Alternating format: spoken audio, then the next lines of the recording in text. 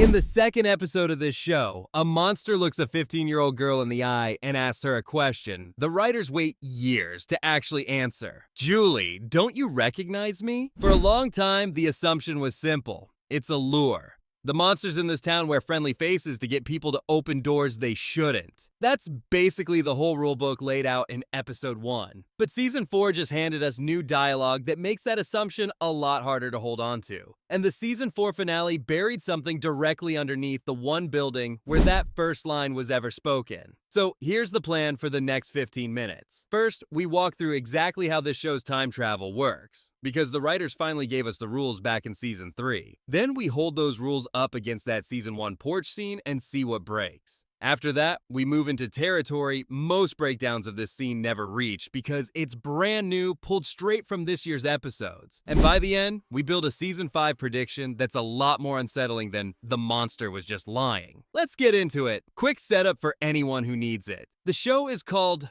From. It airs on MGM+.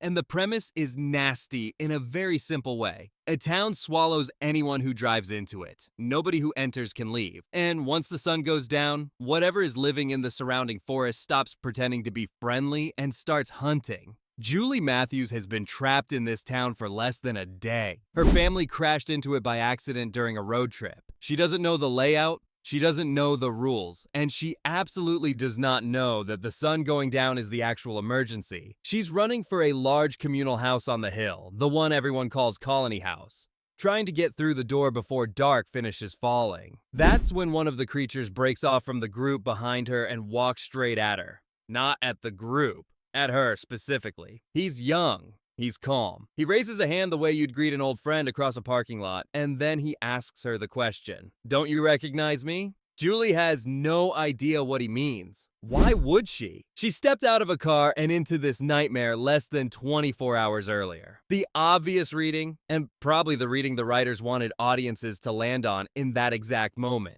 is that this is simply how these things hunt. Earlier in that same premiere, one of them convinces a child that it's his grandmother. Later seasons show one of them building a fake romance just to get a resident to open a window. Why wouldn't this one fake an old friendship? That explanation holds up fine. For about 3 seasons. Then the show hands Julie a power that makes obvious a lot less certain. Season 3 is where the show finally explains what's wrong with Julie, and it isn't just trauma. Earlier in the series, she survives being possessed by a monster tied to an actual music box. After that, she starts collapsing near a set of ruins out in the woods, and when she resurfaces, she isn't fully in the present anymore. The show gives this its own name, storywalking. Julie can drop into moments from the town's past. Not a memory, not a vision. She is physically present, interacting with people who lived through events years, sometimes generations, before her family ever took a wrong turn near this place. Here's the detail that makes it brutal as a piece of storytelling instead of just a flashy power. She can't change anything. This isn't an open timeline where she gets to fix history.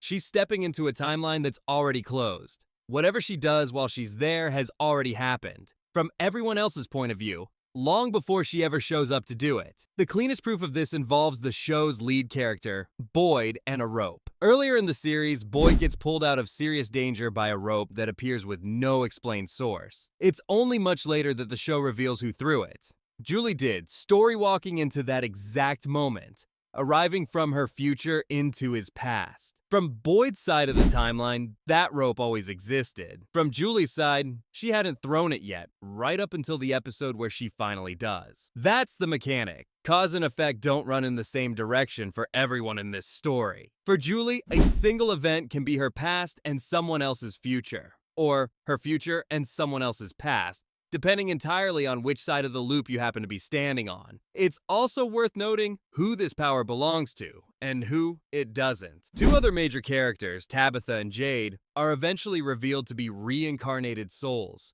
returning across different bodies in different generations without their memories intact. They carry the past inside them, but they experience it secondhand in fragments, and they have to be reminded of who they were. Julie is different. She isn't a new body carrying an old soul. She's the same person, the same face, walking directly into a chapter of history that already happened before she got there. That distinction matters more than it looks like it does right now. Keep the rope in your head. we're about to point it straight at Colony House. Run the rope logic backward onto that season 1 porch scene, and the whole moment tips over. From Julie's side, in that early episode, this is a total stranger. First contact. Zero shared history. But what if it isn't his first contact? What if, somewhere further along in her story, present-day Julie eventually storywalks back before this town's monsters were monsters? Back when they were just residents who hadn't made their choice yet? What if she meets this exact person while he's still human, before whatever bargain turns him into one of the things currently chasing her? From his side, that meeting already happened. He remembers her face. He remembers her name. Then years pass, possibly a lot more than years, since immortality doesn't seem to run on a normal clock in this show. And one night, he's standing on a porch, and the same girl he once knew as a person is standing in front of him again, except now she's looking at him like he doesn't exist. That's not a contradiction. That's simply what a closed loop looks like from two different starting points. Julie is walking toward their first meeting. He's walking away from it. They cross paths on that porch, and only one of them understands what the crossing means. Notice what he doesn't do too. He doesn't explain himself. He doesn't say where they met or what she is capable of. He asks one question and lets it sit there unanswered, because a mystery does more work on a scared teenager than an explanation ever could. And here's the thing, whether or not this theory holds up, the show still gets to have it both ways. It's still a lure. It's still built to unsettle her long enough to freeze at a door. Those two readings aren't in competition with each other. If the recognition turns out to be real, the manipulation only gets sharper because he isn't performing familiarity anymore. He's using an actual memory as a weapon. Here's where most breakdowns of this scene stop, because most of them were written before Season 4 gave us the receipts. The Season 4 premiere opens with the Man in Yellow, the oldest and most dangerous force in the entire show, killing Julie's father right in front of her. And instead of walking away afterward, he turns and speaks to her directly. Not a threat, something closer to a greeting. He acts like their paths have crossed before, more than once, and asks her which point in her own timeline she's currently arriving from. Then, before vanishing, he leaves her with a line that functions as this show's entire thesis statement, delivered by the one character least likely to be bluffing about it.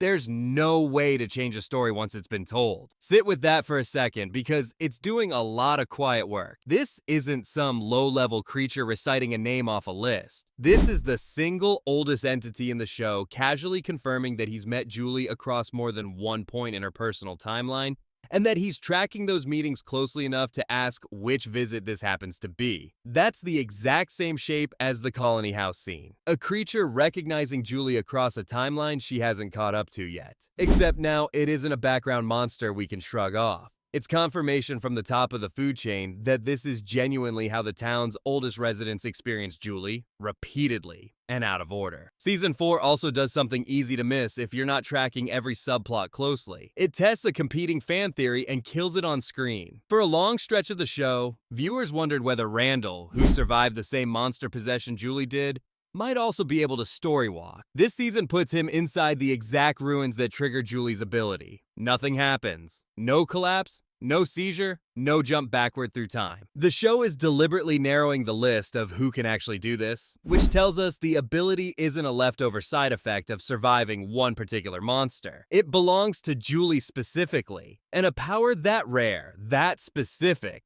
is exactly the kind of thing an immortal creature would remember meeting. Now here's the part almost nobody has covered yet because it's only a few weeks old. The Season 4 finale sends the group digging beneath Colony House itself, the same building from that Season 1 porch scene, and what they uncover down there is a full sacrificial chamber. Bones. 7 sets of them, matching the 7 sacrificed children this town's entire bargain was built on. These are the same children behind the word the ghostly kids have been repeating since Season 2, a word Season 3 finally translated. It means remember. Think about where that leaves the map of this show. The very first monster contact of the entire series happens on the porch of a house that turns out to be sitting directly above the original crime scene. In a show this deliberate about its geography, that's unlikely to be an accident. Colony House isn't just a shelter that happened to get a scary visitor early on. It may be the literal foundation the whole mythology sits on top of, which makes it exactly the kind of location a storywalker would keep getting pulled back toward.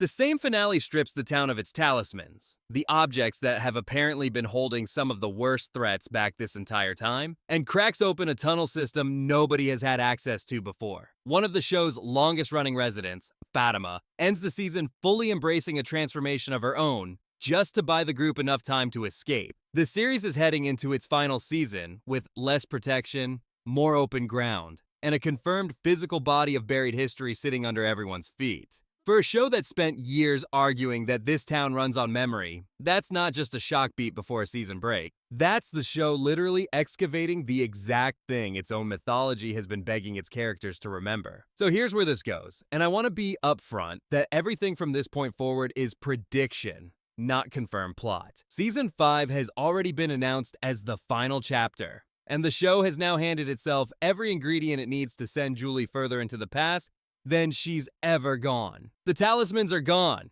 The tunnels are open. The show has already proven she can land inside someone's past before that person becomes a monster. If Season 5 pushes her story walking back before the original sacrifice, to when this town's future creatures were still just residents with families and daily routines, that porch scene stops being a strange cold open and turns into a countdown. That also gives the young colony house monster an actual arc, instead of one unexplained line from the pilot.